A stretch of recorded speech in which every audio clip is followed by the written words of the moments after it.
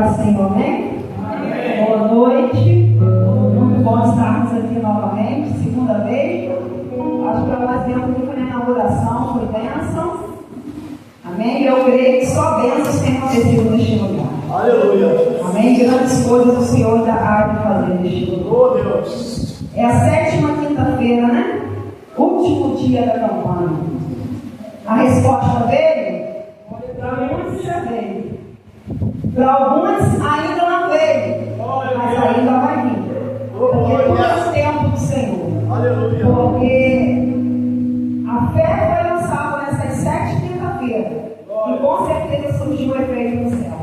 Aleluia. Se não chegou ainda tem muito tempo para mim. Glória a Deus. Tudo é no tempo dele, não é no nosso tempo. Né? Ele continua batendo na porta do céu, continua clamando, continua pedindo pela salvação dos seus. Aleluia. Porque se Deus falou que eles são promessa dele, de um jeito ou de outro vai vir. Né? Ou vai vir radiando de alegria, ou vai ser puxado pelo sol. Aleluia. Amém? Acredite nisso. Vamos abrir a palavra do Senhor lá em Efésios, capítulo 3.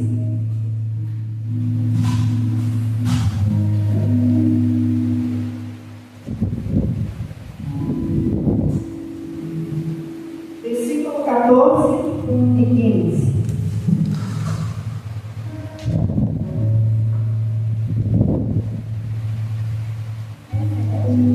Efésios 3, 14 e 15. Quero compartilhar com vocês uma reflexão antes da nossa leitura da palavra. Essa reflexão fala muito sobre decisões.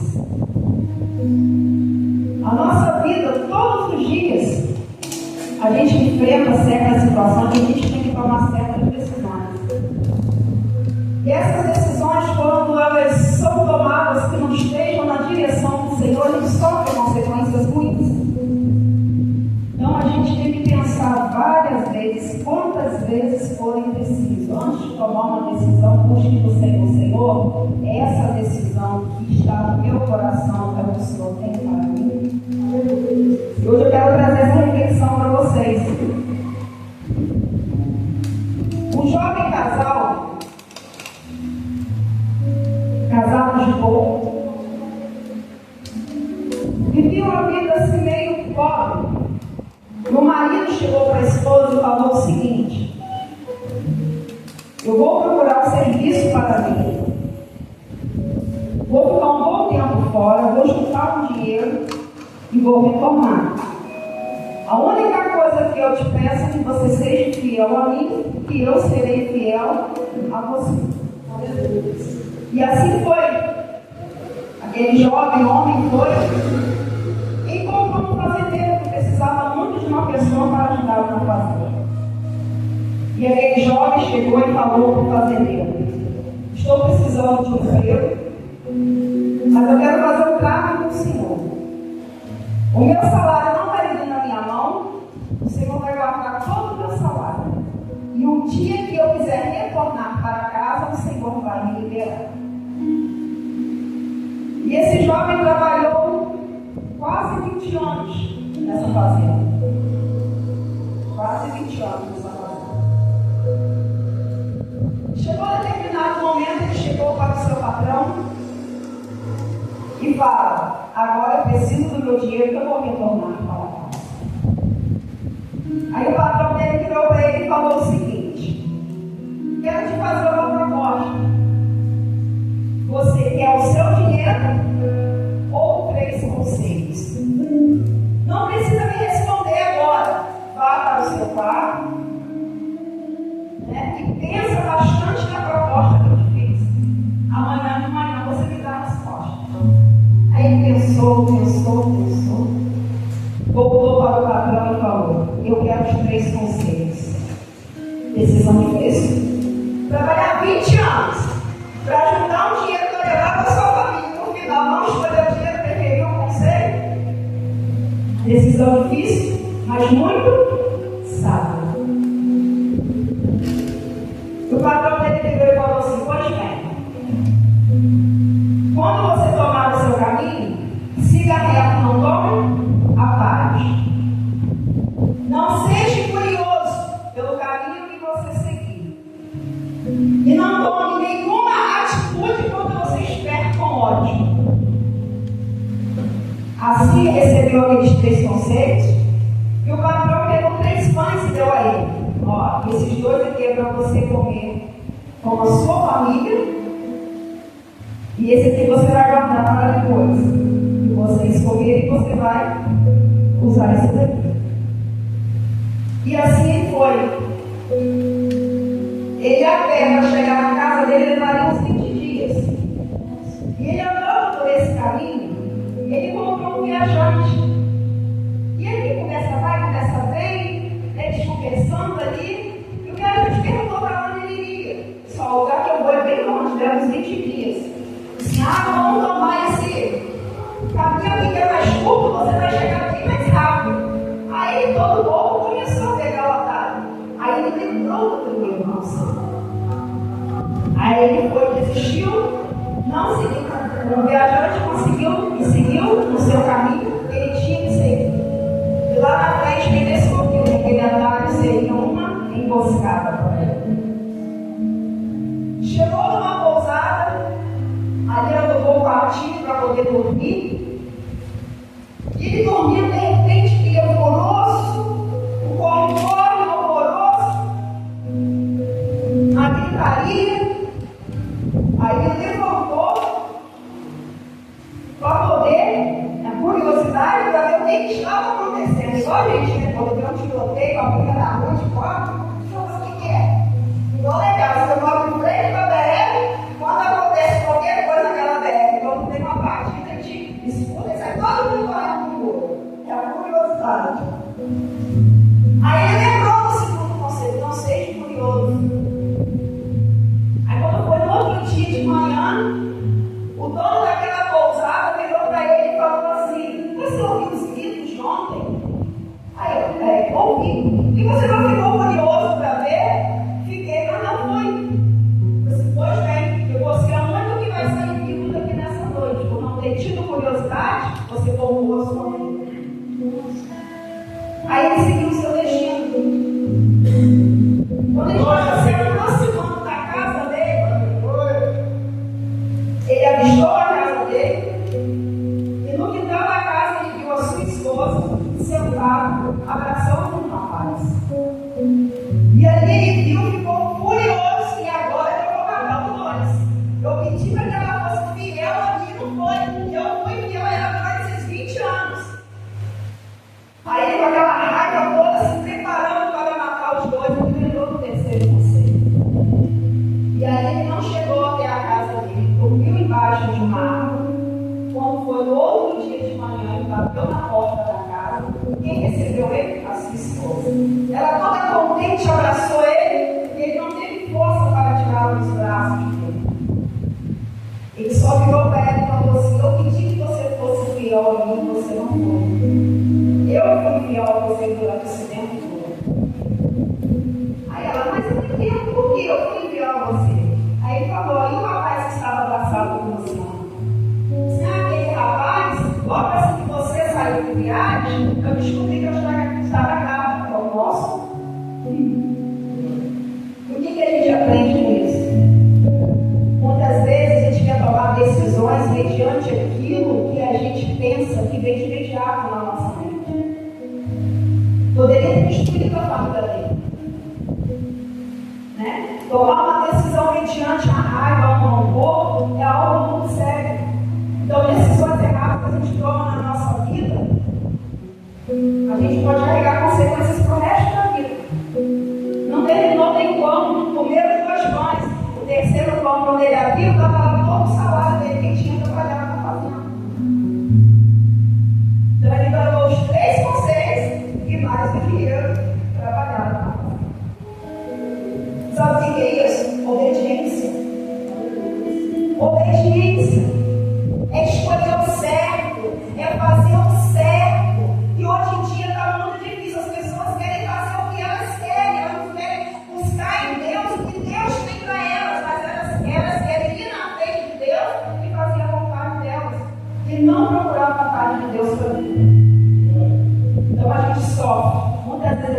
por causa disso. Decisões erradas, atitudes erradas. Amém? Vamos ler a palavra do Senhor?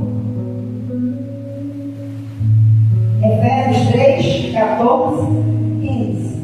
Por essa razão, ajoelho-me diante do Pai, do qual recebe o nome toda a família dos céus e na terra. A campanha sobre família. Sabemos que família é plano de vida divina. A família é plano de Deus.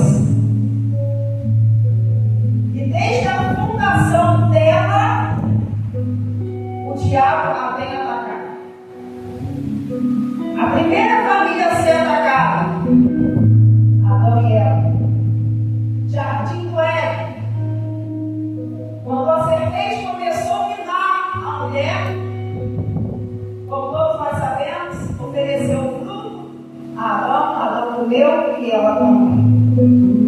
Qual a primeira intriga que começou ali na família? A culpa foi da mulher do Nordeste.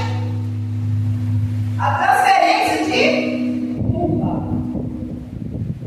O diabo ali já começou a trabalhar na primeira família. E ele, incansavelmente, continua trabalhando. Ele é persistente. Ele não se cansa. Ele espera o momento certo para poder atacar. E, infelizmente, ele está destruindo muitos lares cristãos. Por que está destruindo muitos lares cristãos? Deus deixou uma ordem para o homem. Qual que é? Marido, ame a sua esposa como Cristo ama a igreja. Muitos estão deixando de amar. Muitos estão deixando de honrar. Muitos estão deixando de respeitar. Esposas, mulheres, sejam submissas aos seus maridos. Hoje tem mulher que quer ser a cabeça da casa, quer tirar a honra do marido. Aí desanda tudo, dá tudo errado. Não é assim. Não foi essa ordem que Deus deu. Tem que ser submissa ao marido, tem que respeitar o marido. Ele colocou a mulher do lado do homem para poder ser a sua auxiliadora, ajudadora. Mas o cabeça da casa é quem é? Ele. Mas eu já vi várias mulheres querendo pegar a honra do marido e quem manda é ela. Ainda acho bonito falar na minha casa, quem manda sou eu. O marido obedece, está errado. Filhos, honra teu pai e tua mãe para que os seus dias sejam prolongados na face da terra. Para uma família perfeita, Deus deu a receita. Para uma família perfeita, a receita está aí. Marido honre suas esposas, esposas sejam submissas e filhos honrem pai e mãe. Se a gente fizer isso tudo direitinho, não há brecha para Satanás agir. Aleluia. Se a gente obedecesse isso que Deus mandou, não precisaria hoje de campanha para a salvação chegar até a nossa família. Mas é difícil obedecer. É difícil seguir os princípios do Senhor. Aquilo que Ele nos manda fazer é difícil. E, infelizmente, o índice de divórcio, principalmente no meio cristão, só está crescendo. Só está crescendo. Porque não existe mais honra. Qualquer coisinha é motivo para separação. Qualquer briguinha é motivo para separação. As pessoas não estão acreditando mais em restauração. Infelizmente, está sendo uma estatística que só está crescendo. Mas, se nós orarmos, assim como nós acabamos de ler, o apóstolo Paulo, por essa causa, Que causa? Qual causa você tem colocado diante do Senhor e você tem se ajoelhado diante dele como reverência e pedindo a ele? O apóstolo Paulo aqui, quando escreveu essa carta aos Efésios, ele estava preso. Estava preso. Nós sabemos que ele encontrou com uma menina que estava com espírito adivinho, Paulo e Silas encontrou a menina com espírito adivinho. Aí eles repreenderam aquele espírito e por isso eles foram presos, foram açoitados, foram colocados num tronco, depois açoitados, colocados numa cela onde não tinha ventilação, onde era totalmente úmido, e fala a cela interior, embaixo das celas, onde não tinha raio de luz nenhum, e ar tudo isso. E ele ali, na mesma situação, ele começou a orar por uma causa. E que causa foi essa? Ele aqui estava orando pela igreja. Glória a Deus.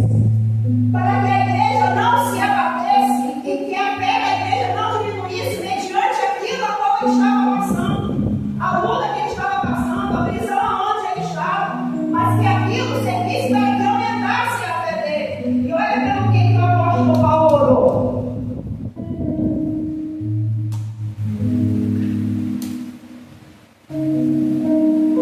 Pelo fortalecimento da igreja, essa é a causa do Paulo.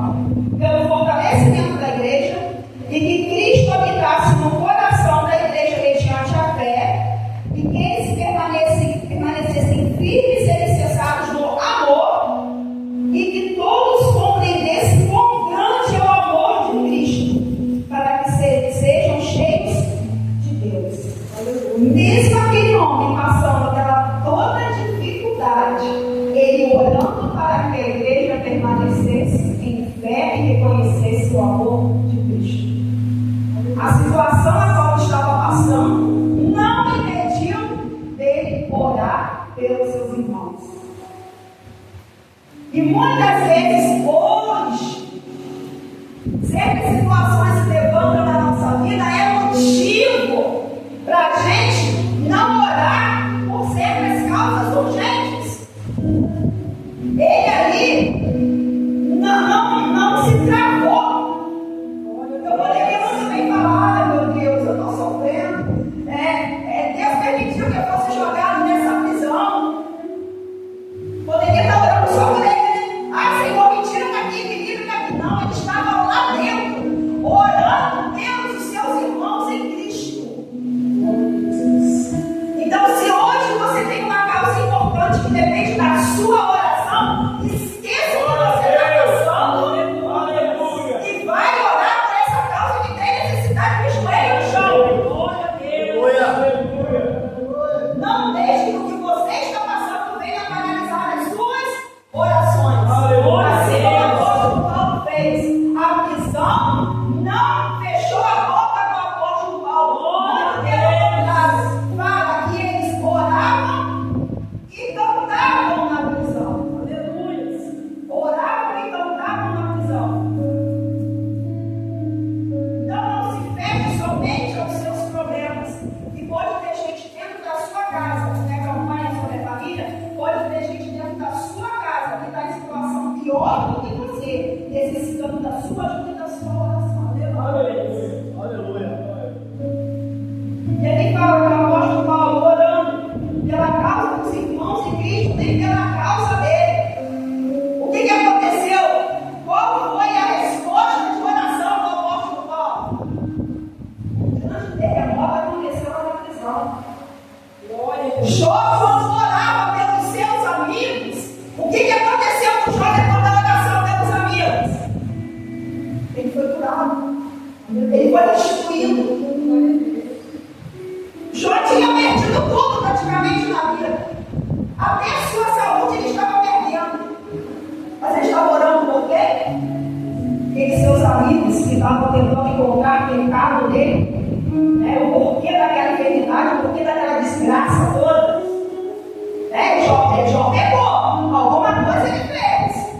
Que hoje em dia ninguém pode adoecer. Se adoeceu é porque pegou. Se morreu é porque pegou. Mas ele, em vez de orar por ele, começou a orar pelos seus amigos. Teve resposta, não teve. Foi restituído. Tudo na vida dele foi restituído. O apóstolo Paulo, a mesma coisa. O grande terremoto aconteceu naquela prisão.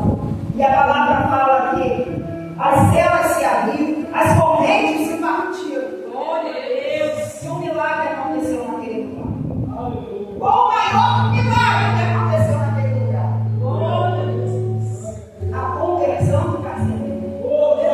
Aleluia. E após a conversão do carcereiro, qual outro milagre que aconteceu? A família do carcereiro. Glória a Deus. Aleluia. Família. Aleluia. E aqui, o carcereiro pegou e falou para ele, se ajoelhou e chorou. O apóstolo Paulo vai falar lá em Atos 16.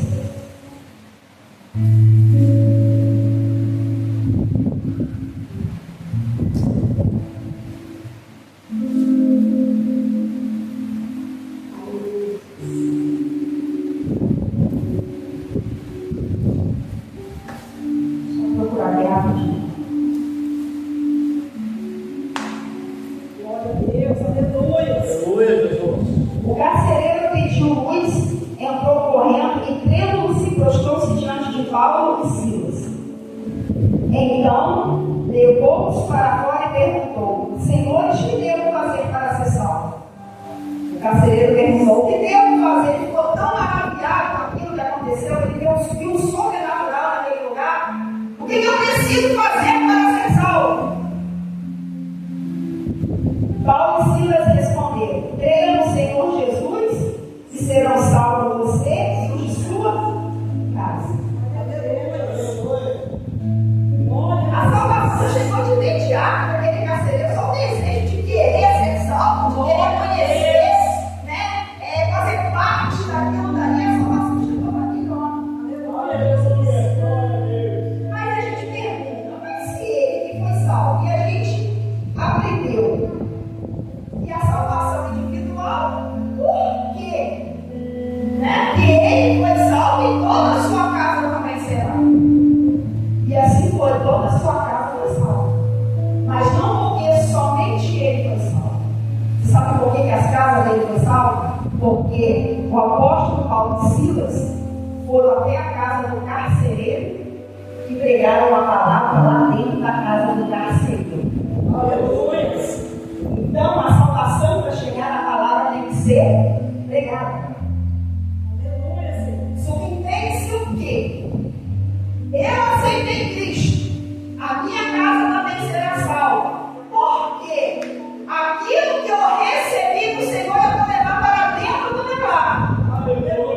Eu vou ser uma testemunha viva dentro do meu lar. Glória a E Deus. por que hoje, em muitos lares, tem uma pessoa que se diz cristão, mas a família ainda não se converteu? Está faltando testemunho. Aleluia. Está faltando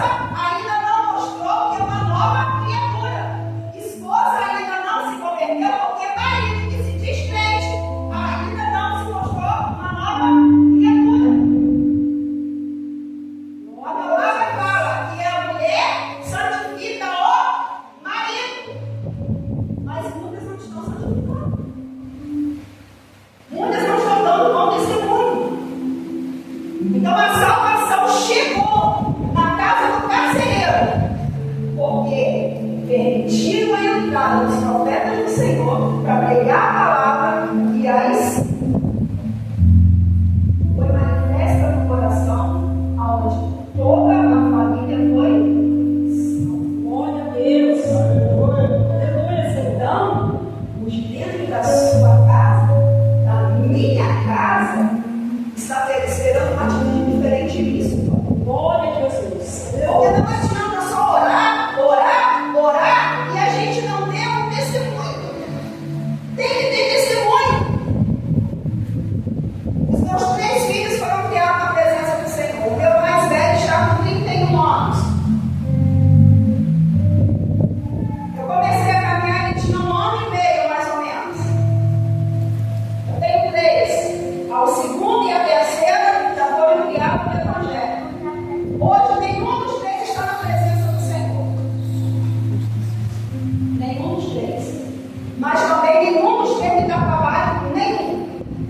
São totalmente familiares.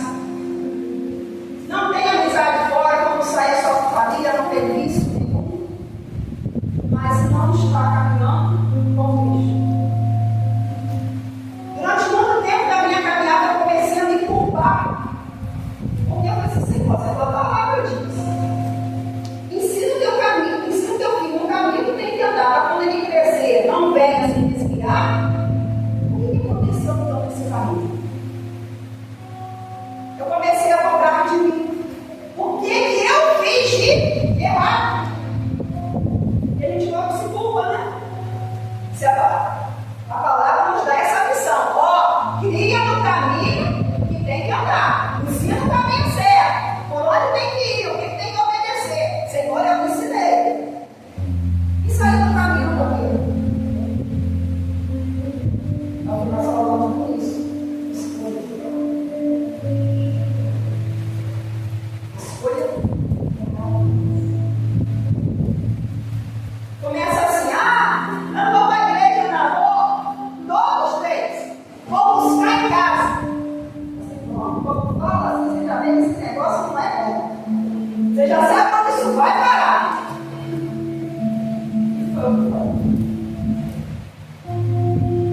Mas o Senhor colocou em meu coração. Deixou em meu coração. Os meus filhos são promessas do Senhor. Independente da escolha que eles fizeram, a hora que Deus tiver que chamar, Deus vai chamar. E eu creio nisso. E eu oro, eu não insisto para estar indo na igreja.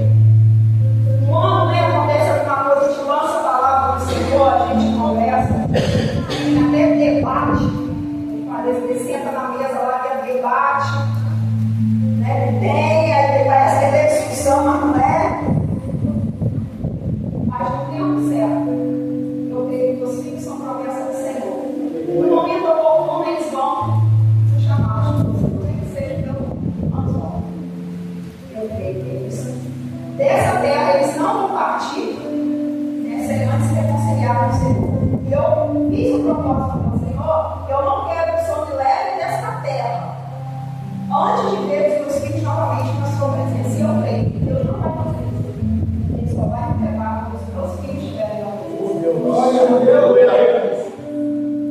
Aí foi aí que eu parei de me culpar. Entendi. O tal do livre-arbítrio que está levando muita gente para o inferno. Muita gente.